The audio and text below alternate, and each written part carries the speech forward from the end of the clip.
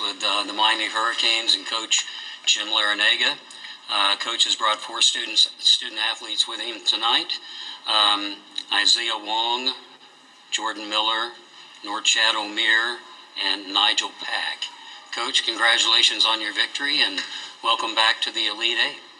Well, thank you. Am I supposed to make an opening statement? Yes, sir. If you could tell us about your thoughts on that tonight. First of all, we have the utmost respect for Houston, especially their ability to defend, force turnovers, rebound. We use the expression that on defense you need to be omnipresent. You need to be everywhere all at once. And in watching tapes on Houston, I think they did that. They've done that throughout the year. So in preparation for the game, we really emphasize like sharing the ball and finding the open man. And I'm sorry, my phone is ringing. I'll stop it.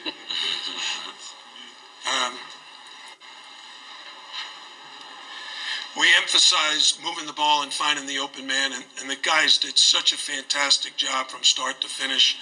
We only ended up with 6 turnovers. So that's the name of the game, and we tied them in rebounding. So a great performance by our guys. These 4 plus Wooger in our start lineup. The guys off the bench did a great job, and we're very, very happy to be back in the Elite Eight for the second year in a row. Okay, thank you, Coach. Let's go to questions for anyone on stage now. I think we have several hands on both sides. Here on the left side, extreme left.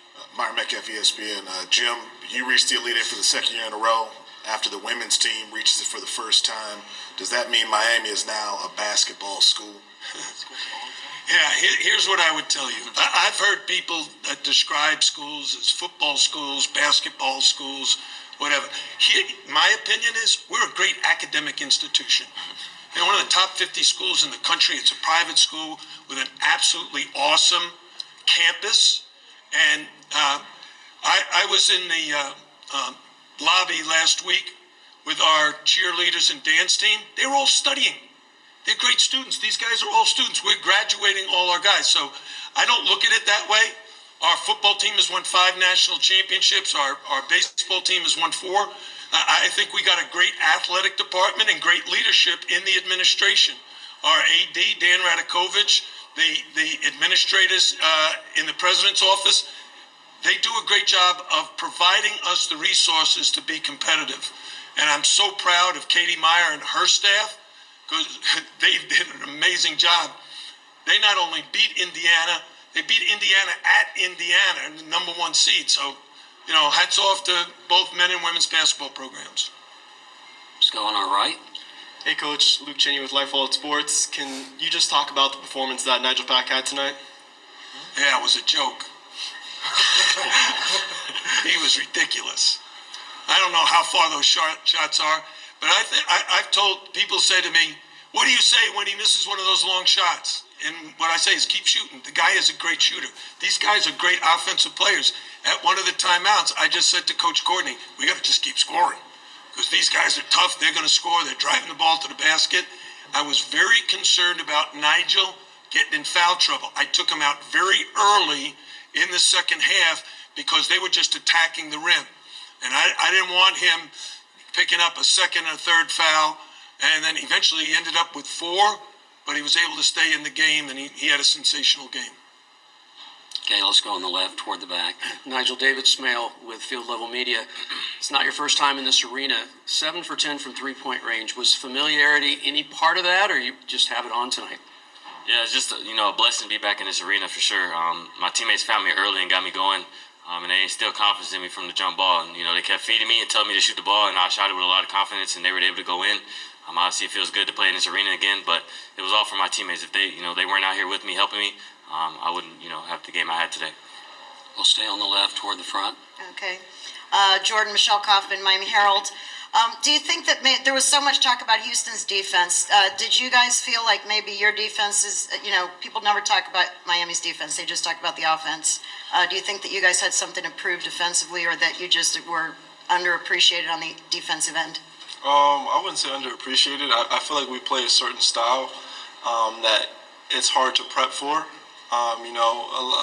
when we play teams in the ACC, we usually play them once or twice, So that second time they're familiar, games are usually closer, but we know we kind of have an advantage when it's the first time we play a team. Again, though, credit to Houston. They played hard, but, we just found a way to pull this one out. We had a lead, and we just didn't want to give it up. Okay, now on the right. Chris DeMond, the Miami Hurricane. Norchad, all week we kind of heard about Houston's physicality, but particularly on the offensive boards. But today the Canes had 35 rebounds, the same as Houston. How were you able to kind of match Houston's physicality down in the paint? You see, you got to give them credit because they're a really physical team. But I think that, yes, we got to worry about them. They got to worry about us too, because I don't know if they thought about Miami that we are not physical, but I think I'm pretty physical. I love the physicality, and I think my teammates too. So, I think they got to worry about us too, just like how we got to worry about them. But credit to Houston. Swing to the left. Josh Criswell at Crown.com. Jim, kind of going off that question, Houston had fourth highest offensive rebounding percentage in the country heading into tonight. Just what did you see as the biggest key to sort of taking away that strength tonight? Can you repeat the question? I want to be sure I understand it correctly. Yeah, just with Houston coming in as one of their biggest strengths being offensive rebounding, what did you see as you guys' biggest key to kind of eliminating that tonight? Last night in our team meeting, we put a 3-second lane in the video room, and then we packed everybody in it. And I told them to beat Houston, we got to have 5 guys in the paint. Everybody's got to block out, and everybody's got to rebound. And then the guys left the meeting and got on the elevator. They packed 12 guys into the elevator, and it got stuck. And it took a half hour for the firemen to get them out of there. And I just told them today at our shoot around, hey, our defense was too stretched out. You guys got to be in the paint like you were in the elevator yesterday. And they did that. Reminder to media on Zoom, if you have a question, please use the raise your hand feature and we will get the microphone to you as we say. Okay, next question in the back in front of the TV camera. Yeah, this is one for Jim and one for Jordan or any player that cared to respond. Jim, what was the name of the dance in the locker room that you were doing? And could one of you guys, Jordan, maybe just kind of evaluate your coach's dancing skills? I'm not evaluating it, but I can tell you the song. It's by the Commodores. It's called Night Shift. And it's kind of in memory of Marvin Gaye. And so I listen to it all the time. My wife is tired of me playing it. Do you want Jordan to answer that? Yeah, I think we can agree it was like an A, not an A+. It was a little stiff, but he's still very mobile for his age. And what do you mean for my age? Yeah, so but it was great. We were all hyped up. We love when Coach L dances. That's probably the best celebration we could look forward to. No offense, Coach. Okay, I think we have a question here on the left side. Here? Yeah. Yeah, right. Keep here. Nigel, I wanted to ask you, did you guys watch the women's game together and everything? And did that victory kind of get you guys in a winning mood? This is the biggest day in UM basketball history, period. Yeah, I'm pretty sure we were all in our separate rooms getting prepared for our games, but I know for sure me and Norchad had the game on in our room, and we were cheering them on. I'm pretty sure the rest of the guys did as well. It was really fun and entertaining to watch their game.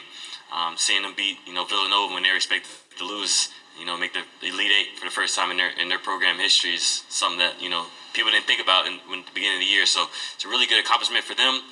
They know they still have a lot of work to do, and we do as well. But right now we're going to, celebrate together. We have a little bit less than 4 minutes to go in this interview session here on the aisle next. Jordan, your team had that run that extended the lead from 3 to 17 in the second half. Just what do you think was the key to that run? We just wanted it really bad. We came to this game as the underdogs. We had a lead throughout the whole game. I wouldn't say a comfortable lead, but a lead, and we just didn't want to let up.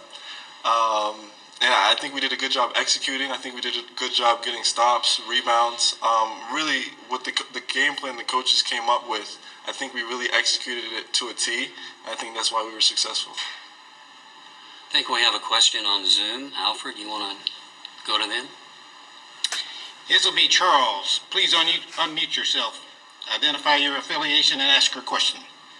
Zuby Charles from Kane Sport. I just wanted to ask Norchad about the ankle in the second half. He kind of went down for a few seconds. Just wanted to see, how that feel and how you're moving forward. Well, I'm good, thanks God.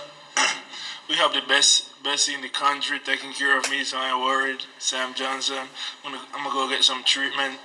I just get a little scared, I didn't want to get hurt again, so I went down just to prevent it. But I'm good, thanks God. Closing questions now will go on the left side.